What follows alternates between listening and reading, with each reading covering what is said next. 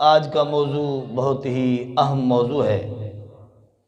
ارکان اسلام میں سے جو اہم رکن ہے نماز، اس کے حوالے سے بندہ نچیز آپ کے سامنے میں چند معروضات پیش کرے گا۔ دعا فرمائیں کہ اللہ رب العزت مجھے قرآن و سنت کی روشنی میں بیان کرنے کی توفیق عطا فرمائے اور پھر ہم سب کو عمل کی توفیق عطا فرمائے۔ حضرات محترم، اللہ رب العزت نے قرآن مجید اور فرقان حمید کے اندر ارشاد فرمایا وَأَقِيمُوا الصَّلَاةَ وَآتُوا الزَّكَاةَ، نماز قائم کرو اور زکوٰۃ ادا کرو، وَارْكَعُوا مَعَ الرَّاكِعِينَ، اور رکوع کرو رکوع کرنے والوں کے ساتھ۔ اب یہاں پر دیکھنا یہ ہے کہ حالانکہ نماز کے اندر قیام بھی ہوتا ہے، سجدہ بھی ہوتا ہے، اور اس کے علاوہ اور بھی فرائض ہیں، واجبات ہیں، سنن ہیں، مگر خصوصیت کے ساتھ رکوع کا ذکر کیوں کیا؟ وَارْكَعُوا مَعَ الرَّاكِعِينَ، رکوع کرو رکوع کرنے والوں کے ساتھ۔ تو مفسرین فرماتے ہیں رکوع کا خصوصیت سے ذکر اس لیے کیا کیونکہ پہلی امتوں میں نماز تو ہوتی تھی مگر رکوع اس نماز میں، یہ اس امت کا خاصہ ہے کہ اللہ نے اس امت کی نماز میں رکوع بھی فرض قرار دے دیا ہے۔ تو حضرات محترم، دوسری بات یہ ہے کہ وَارْكَعُوا مَعَ الرَّاكِعِينَ سے جماعت کا ثبوت ملتا ہے، رکوع کرو رکوع کرنے والوں کے ساتھ۔ کیا مطلب؟ نماز پڑھو جماعت کے ساتھ، نماز پڑھو جماعت کے ساتھ، تو جماعت کا ثبوت بھی اس سے ملتا ہے۔ اب یہاں پر ہم نے دیکھنا یہ ہے، نماز آپ سمجھتے ہیں نماز ذریعہ نجات ہے۔ آج ہم سننا چاہتے ہیں کہ کوئی ہمیں واقعات سنا دے، کوئی ہمیں ہیر سنا دے، کوئی راجہ سنا دے۔ ہم نماز کا موضوع، مولانا حضرات بھی اس کو خشک موضوع سمجھتے ہیں کہ اس پر سبحان اللہ نہیں ہوتی، لوگوں کی جیبیں خالی نہیں ہوتی۔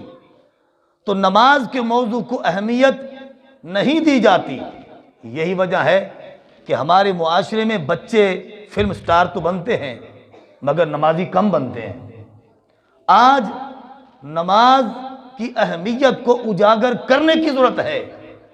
جب بچہ نماز نہیں پڑھے گا اس کو کیا پتہ قرآن کیا ہے، نماز کیا ہے، اللہ رسول کے کیا احکام، مسجد کی کیا قدر ہے، امام مسجد کی کیا قدر ہے، ہمارا دین ہمیں کیا کہتا ہے۔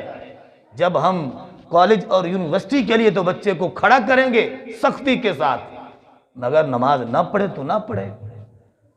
ہم انگلش کی تیاری کے لیے، سائنس کی تیاری کے لیے، میتھ کی تیاری کے لیے تو ہم سختی کریں گے مگر قرآن کے لیے ہم سختی نہیں کریں گے۔ اور پھر ہم کہیں گے قاری صاحب جی میرا بچہ نافرمان ہے، دعا کریں۔ پھر ہم کہیں گے پیر صاحب جی میرا بچہ نافرمان ہے، دعا کریں۔ بھی جب آپ نے قرآن کو اہمیت ہی نہیں دی تو پھر بچے فرما بردار کیسے پیدا ہوں گے؟ تو آئیے آج ضرورت ہے اس موضوع کو اجاگر کرنے کی، اپنے بچوں کو نماز سکھانے کی، نماز کی صحیح تربیت کرنے کی ضرورت ہے۔ جب ہم نماز کی محبت، قرآن کی محبت، اسلام کی محبت، مسجد اور مدرسے کی، محراب و منبر کی محبت بچے کے دل میں پیدا کر دیں گے، انشاءاللہ تعالی بچے فرما بردار بھی ہوں گے، اللہ کے ولی بھی پیدا ہونا شروع ہو جائیں گے۔ تو حضرات محترم توجہ فرمائیں، دیکھیے حدیث پاک میں آتا ہے، حضرت ابن مسعود رضی اللہ عنہ آپ نے عرض کیا یا رسول اللہ صلی اللہ علیہ وسلم، اعمال میں سے سب سے زیادہ کون سا عمل اللہ کو زیادہ پسند ہے؟ تو میرے آقا صلی اللہ علیہ وسلم ارشاد فرمایا الصلاۃ لوقتہا، نماز وقت پر پڑھنا یہ اللہ کو بہت پسند ہے۔ عرض کیا پھر فرمایا بر الوالدین، ماں باپ کے ساتھ حسن سلوک کرنا، ماں باپ کی فرما برداری کرنا، ماں باپ کی اطاعت گزاری کرنا، فرمایا یہ بھی رب کو بہت۔ عرض کیا پھر یا رسول اللہ صلی اللہ علیہ وسلم کون سا عمل پسند ہے؟ میرے آقا صلی اللہ علیہ وسلم ارشاد فرمایا الجہاد فی سبیل اللہ، جہاد فی سبیل اللہ اللہ کو بہت پسند ہے۔ اب یہاں پر پہلے حضور نے جواب ارشاد فرمایا الصلاۃ لوقتہا، یعنی وقت پر نماز پڑھنا۔ ایک ہے وقت کی نماز اور ایک ہے بے وقتی نماز، اجر اور ثواب میں زمین آسمان کا فرق ہے۔ جو وقت پر نماز پڑھتا ہے اس کی بڑی اہمیت ہے، اور جو قضا پڑھتا ہے بس وہ یعنی عہدے سے بری تو ہو، ذمے سے بری تو ہو جاتا ہے، مگر ساری زندگی اسے اس ادا کا ثواب نہیں ملے گا جو اس نے ادا کرنے پر اس کو ثواب ملنا تھا۔ ایسے نہیں بزرگ کہتے وقت دی نماز ہوندی بے وقتی ٹکرا ہوندی۔ الصلاۃ لوقتہا، وقت پر نماز پڑھنا یہ اللہ کو بہت پسند ہے۔ اور دوسرا جواب ارشاد فرمایا بر الوالدین، ماں باپ کے ساتھ حسن سلوک کرنا، جس طرح کہ حدیث پاک کے اندر آتا ہے میرے آقا صلی اللہ علیہ وسلم ارشاد فرمایا کہ جو شخص نماز پڑھے اور نماز پڑھنے کے بعد اپنے والدین کے لیے دعائے مغفرت کرے، اس نے دو فرض ادا کیے۔ اس نے ایک تو اللہ کا فرض ادا کیا، اللہ کا حق جو اللہ نے اس پر ذمہ لگایا تھا نماز پڑھنا فرض کیا تھا، ایک تو اس نے وہ فرض ادا کیا، اور دوسرا ماں باپ کے لیے دعا کرنا اولاد پر یہ بھی فرض ہوتا ہے۔ فرمایا نماز پڑھنے کے بعد جو ماں باپ کی دعا کرتا ہے گویا کہ اس نے ایک فرض نہیں دو فرض ادا کیے ہیں۔ اور اس کے بعد جہاد فی سبیل اللہ، جہاد فی سبیل اللہ بھی اللہ کو بہت پسند ہے جب جہاد کی ضرورت ہو۔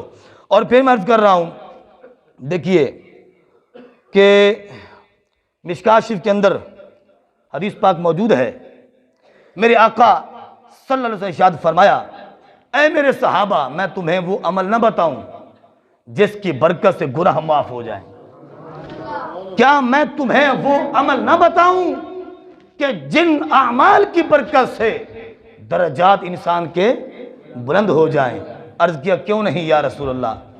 فرمایا کہ ایک عمل یہ ہے مشقتوں میں یعنی سخت سردی میں ٹھنڈے پانی سے وضو کرنا، سخت سردی میں ٹھنڈے پانی سے وضو کرنا یہ اللہ کو بہت پسند ہے۔ جتنی مشقت ہوتی ہے اتنا زیادہ ثواب ہوتا ہے۔ اور دوسرا فرمایا کہ دوسرا یہ ہے کہ یعنی قدموں کی کثرت مساجد کی طرف، یعنی جتنا دور سے بندہ چل کر آتا ہے جتنے قدم زیادہ چلتا ہے فرمایا کہ اتنے درجے انسان کے بلند ہوتے ہیں، گناہ اتنے معاف ہوتے ہیں۔ اور تیسرا عمل میرے مصطفیٰ نے فرمایا ایک نماز پڑھنے کے بعد بندہ دوسری نماز کی انتظار میں بیٹھا رہے۔ عصر پڑھی ہے ٹائم تھوڑا ہے، وظیفہ کر دے کہتے ہیں اب مغرب ہی پڑھ کے نکلیں گے، مغرب ہی۔ تو یہ عمل بھی اللہ کو بہت پسند ہے، ایک نماز پڑھنے کے بعد دوسری نماز کا انتظار، یہ اللہ کو بہت محبوب ہے۔ بلکہ بزرگان دین عصر کی نماز تھوڑا لیٹ کر کے پڑھتے تھے۔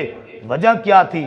وہ اس لیے ذرا لیٹ کر کے پڑھتے تھے کیونکہ فرشتے اس ٹائم انسان کے اعمال لے کر آسمانوں پر جاتے ہیں۔ روزانہ ڈیلی بیس پر عصر کی نماز کے بعد فرشتے انسان کے اعمال کو لے کر آسمانوں پر جاتے ہیں۔ ایک دروازے سے بندے کے اعمال جاتے ہیں، دوسرے دروازے سے بندے کا رزق نازل ہوتا ہے۔ تو پتہ چلا کہ عصر ایک بندے نے پڑھی یا کوئی نماز پڑھی ہے، اور اگر ٹائم ہے، وسعت ہے، ٹائم میں وقت ہے، تو بندہ بجائے فضول باتوں میں لگنے سے مسجد میں اللہ کا ذکر کرتا رہے۔ اس انتظار میں جب نماز کا ٹائم ہوگا، جماعت ہوگی، جماعت کے ساتھ نماز پڑھوں گا، اور پھر دوبارہ یہ دوسری نماز پڑھنے کے بعد میں گھر میں چلا جاؤں گا۔ فرمایا یہ نماز کے بعد نماز کا انتظار جو ہے، فرمایا یہ ایسا عمل ہے جس سے گناہ معاف ہوتے، درجے بلند ہوتے ہیں۔ اللہ اکبر یا رسول اللہ۔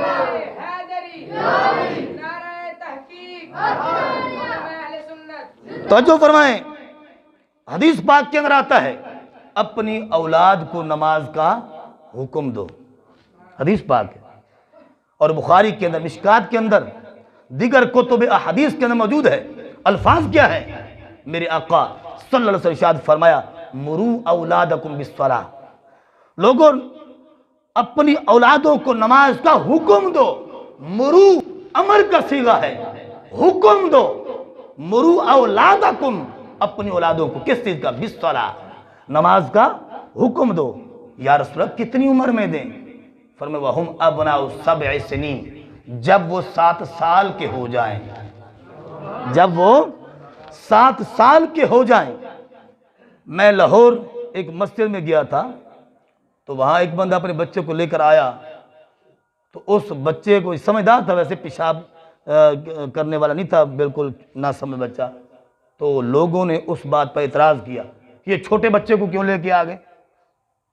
بھائی 7 سال میں حکم ہے اور اس سے پہلے ترغیب ہے، کبھی کبھی لے آیا کو، کبھی کبھی لے، تاکہ ان کو بچوں کو پتہ چلے یہ مسجد ہے ہماری، اس میں ہم نے اللہ کی عبادت کرنی ہوتی ہے، نماز پڑھنی ہوتی ہے۔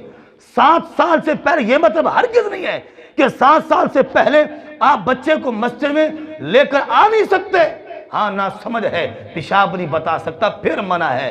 اگر پیشاب بتا سکتا ہے تو پھر پہلے لے آیا کریں کبھی کبھی، تاکہ اس کو پتہ چلے یہ امام مسجد ہے، یہ قرآن لوگ پڑھ رہے ہیں، یہ بچے قرآن پڑھ رہے ہیں، میں نے قرآن پڑھنا ہے، نماز پڑھنی ہے۔ پہلے ترغیب ہے، مگر جب 7 سال کا ہو جائے تو پھر حکم ہے۔ سمجھ آ گئی یار؟ پھر حکم ہے۔ اور فرمایا جب 10 سال کے ہو جائیں تو ان کے بستر الگ الگ کر دو، جب 10 سال کے ہو جائیں تو ان کے بستر الگ الگ کر دو۔ ہمیں اسلام یہ تربیت دیتا ہے، شریعت ہمیں یہ تعلیم دیتی ہے، بچہ پیدا ہوتا ہے اس سے لے کر پیدائش، بلکہ پیدائش سے پہلے اسلام ہمیں احتیاطیں بتانا شروع کر دیتا ہے، اس سے لے کر مرتے دم تک، اور پھر مرنے کے بعد اسلام ہمارے ساتھ ہے۔ وہ اور دین ہیں جو چھوڑ جاتے ہیں، مگر اسلام ہر وقت بندے کے ساتھ ہے۔ اسلام سے پیار کیا جائے اور قرآن سے پیار کیا جائے، دین سے پیار کیا جائے، یہ دوستی ایسی ہے کہ یہ قبر حشر میں بھی ساتھ نہیں چھوڑتی، اور یہ دوستی قائم رہتی ہے۔ میں عرض کر رہا ہوں، دیکھیے 7 سال کی عمر میں حکم ہے، اور جن لوگوں نے اپنے بچوں کی تربیت کی وہ خود بھی اللہ والے بنے، ان کی اولادیں بھی اللہ والی بن گئی۔ حضور بابا فرید رحمت اللہ علیہ، آپ کے بارے میں آتا ہے صرف 4 سال کی عمر ہے۔ کتنی؟ 4 سال کی عمر ہے۔ تو ماں نے کہا بیٹا نماز پڑھا کر۔ عرض کیا ماں جی نماز پڑھوں گا تو پھر کیا ملے گا؟ فرمایا تنو شکر ملے گی۔ کیا ملے گی؟ ہوں تو شکر ہی خالص نہیں ملتی، ملاوٹ والی شکر ملتی۔ گوڑ منڈی چلے جاؤ، کسی دا کالا رنگ، کسی دا چٹا رنگ، کسی دا کیوے رنگ ہے جی، کسی دا نمک والا ذائقہ ہے تو کسی دا کیا ذائقہ ہے۔ اب تو شکر بھی خالص، بڑے خوش نصیب وہ لوگ تھے جن کو چیزیں بھی خالص ملتی تھی، ایمان بھی خالص تھا۔ سمجھ آئی نہیں؟ فرمایا بیٹا تم نماز پڑھو گے تو شکر ملے گی۔ ان کو شکر بہت پسند تھی۔ فرمایا ہاں ماں جی ایسا ہوتا ہے، اللہ تمہیں شکر دے گا۔ ٹھیک ہے پھر میں نماز پڑھتا ہوں۔ فرمایا بیٹا جاؤ وضو کرو۔ تو وضو کرنا شروع کیا، پیچھے ماں نے مصلی بچھایا، شکر کی پڑیا رکھ دی، اور جب بیٹا وضو کر کے آیا مصلی پر کھڑا ہوا، عرض کی ماں کیا کرو؟ نماز پڑھو، شروع کرو نماز۔ نماز پڑھی، سلام پھیرا، پوچھا شکر؟ فرمایا شکر مجھ سے مانگتے ہو؟ جس کی نماز پڑھی شکر بھی اسی سے لو۔ فرمایا مصلی اٹھاؤ شکر مل جائے گی۔ مصلی اٹھایا تو شکر ملی، پڑیا ملی، خوش ہو گئے، کہنے یہ تو سودا ہی نقد و نقدی ہے، نماز پڑھا گے تو شکر کھاواں گے۔ چند دن سلسلہ چلتا رہا۔ ایک دن ایسا آیا کہ بابا فرید رحمت اللہ علیہ آپ نہر کے کنارے اپنے دوستوں کے ساتھ کھیلنے کے لیے تشریف لے جاتے ہیں، اور ادھر سے مؤذن اذان دیتا ہے۔ آپ کہتے ہیں دوستو رک جاؤ، میری شکر کا ٹائم ہو گیا ہے۔ وضو آج نہر کے کنارے پر کر لیا، وضو کرنے کے بعد گھر میں پہنچتے ہیں، ماں کو کہتے ہیں ماں جی نماز کا ٹائم ہو گیا ہے، اذان ہو گئی ہے۔ ماں نے کہا بیٹا جاؤ وضو کرو۔ کہنے آج تک میں وضو خود پہلے کر کے آیا، مصلی خود اٹھاواں گا، بچھاواں گا خود، نماز پڑھاں گا، تو خود اپنے چھوٹے چھوٹے ہاتھوں سے مصلی اٹھایا اور بچھایا، نماز پڑھنا شروع کر دی۔ ماں رونے لگ گئی، سر سجدے میں رکھا اور عرض کرنے لگی مولا آج تک یہ بات راز میں تھی، یہ فرید وضو کرتا تھا، میں مصلی بچھاتی تھی، پڑیا رکھتی تھی شکر کی، اس کو پتہ نہیں تھا، آج اگر اس کے سامنے رکھتی ہوں تو کہیں ایسا نہ ہو یہ کہے ماں شکر تو رکھتی تھی اور مجھے کہتی تھی کہ اللہ دیتا ہے۔ رو کر عرض کرتی ہے اے اللہ یہاں مصلی پر کھڑا کرنا میرا کام تھا، آگے سنبھالنا تیرا کام ہے۔ بس رو کر رب کی بارگاہ میں دعا کی۔ وہ کوئی عام ماں نہیں تھی، بابا فرید کی ماں تھی، ولیہ تھی، دعا قبول ہو گئی۔ سلام پھیرا، پوچھا ماں شکر، میں مصلی اٹھاؤ نا، مصلی اٹھایا، پہلے شکر کی پڑیا ہوتی تھی، آج شکر کا حوض موجود ہے۔ پوچھا ماں یہ کیا؟ فرمایا پہلے شکر میں رکھتی تھی، آج خود خالق کائنات تمہیں شکر دی ہے۔ اس دن سے آپ کا لقب پڑ گیا گنجے شکر، گنجے شکر، شکر کا خزانہ۔ گنج یہ فارسی زبان کا لفظ ہے، گنج کہتے ہیں خزانے کو، گنجے شکر، شکر کا خزانہ۔ تو پتہ چلا جن لوگوں نے اپنی اولادوں کی تربیت کی ہے، انہیں دین سکھایا ہے، انہیں نماز اور قرآن سکھایا ہے، وہ خود بھی اللہ والے تھے، ان کی اولادیں بھی اللہ کی ولی بن گئی۔ اور پھر میں عرض کرتا ہوں دیکھیے آج بڑے بڑے لوگ جب باتیں کرتے ہیں تو انہیں لگتا ہے جی انہیں تو بڑا کوئی صوفی کو نہیں ہے، نا جی، تو نماز کا کہو تو پھر پریشان ہو جاتے ہیں، اگر بات کرو تو ایسا لگتا ہے کہ پورے اس شہر کے اندر اس سے بڑا مفتی ہمیں کہیں نہیں ملے گا، لیکن نماز کی دعوت دو تو پھر ذرا اکتاہٹ سی محسوس ہوتی ہے۔ اور بعض تو یہ کہتے ہیں اے مولویاں دا کم ہے جی، اے کیا ہے، حکا پینا سارا کم ہے، دھواں تے بانا سارا کم ہے، اے مولویاں دا کم ہے جی، مولوی جی تو قرآن پڑھیا سپیکر سے باہر بیٹھے ہیں دھواں تے، سمجھ آ رہی نہیں آ رہی؟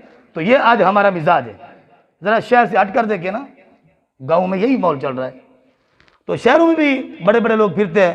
تو میں عرض کرتا ہوں بے نماز کا جو حال قیامت میں ہوگا، سارے کہیں اللہ بچائے، اللہ محفوظ رکھے، اللہ دنیا میں بھی عذاب سے محفوظ رکھے، قبر حشر میں آخرت میں بھی اللہ عذاب سے محفوظ رکھے۔ جس سجدے کو ہم آج یعنی سمجھتے بوجھ سمجھتے ہیں، سمجھ آ رہی کہ نہیں آ رہی؟ جم میں جانا اور جم میں جا کر 2 من وزن اٹھانا، سمجھ آ رہی کہ نہیں آ رہی؟ اس کو ہم فخر سمجھتے ہیں، اور اپنی باڈی جو ہے اس کو مضبوط کرنا، اس کو ہم فخر سمجھتے ہیں، مگر رب کے دربار میں جھکنا اسے ہم آر سمجھتے ہیں۔ اگر کوئی وہ دیکھو نا خواجہ بختیار کاکی رحمت اللہ علیہ، آپ کے بارے میں آتا ہے کہ جب آپ کا وصال ہوا نا، آپ نے وصیت کی پہلے اپنے مریدوں کو، میں جب مر جاؤں تو میرا جنازہ وہ پڑھائے جس کی عصر کی اور عشاء کی سنتے بھی کبھی نہ قضا ہوئی۔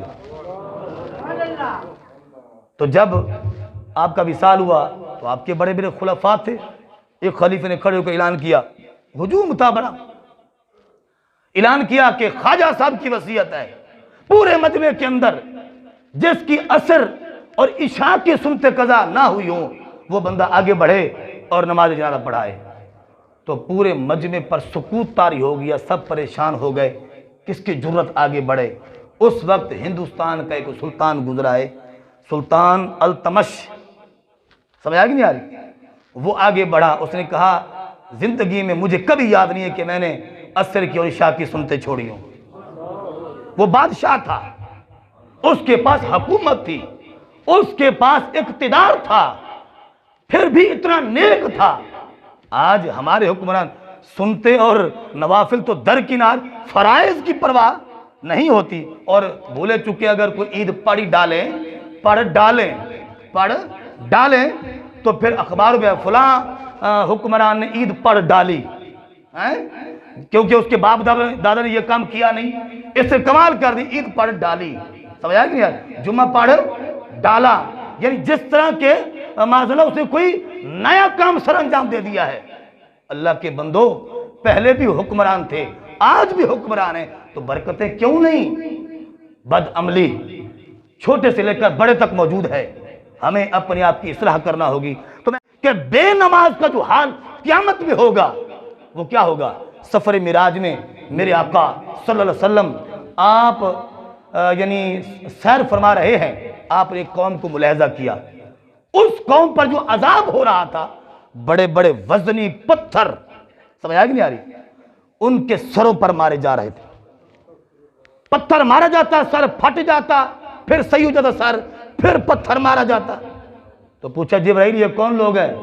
عرض کی حضور یہ وہ لوگ ہیں جن کے سر رب کی بارگاہ میں نہیں جھکتے تھے، جن کے سر اللہ کی بارگاہ میں نہیں جھک، بے نماز لوگ ہیں۔ تو پتہ چلا کہ بے نماز کے لیے بہت سخت عذاب ہے۔ تو اللہ رب العزت ہمیں نماز پڑھنے کی توفیق عطا کرے اور اپنی اولادوں کو نماز کی تربیت کرنے کی قرآن سکھانے کی توفیق عطا کرے۔ اللہ ہمیں اسلام کی محبت نصیب کرے، علماء کی اور علماء حقہ اور پیران عظام جو ہیں، جو صحیح شریعت کے پیروکار ہیں اور جن کے بارے میں یہ کہا گیا کہ جن کی ہر ادا سنت مصطفیٰ، ایسے پیر طریقت پہ لاکھوں سلام، ایسے پیروں کی قدر کرنے کی اللہ ہمیں توفیق عطا کرے۔ میں اسی شعر پر گفتگو ختم کرتا ہوں، میری زندگی کا مقصد تیرے دین کی سرفرازی۔ کوئی خاموش نہ رہے، ذرا بلند آواز سے کہ سبحان اللہ۔ میری زندگی کا مقصد تیرے دین کی سرفرازی، میں اس لیے مسلمان اور اس لیے نمازی، وما علینا الا البلاغ المبین۔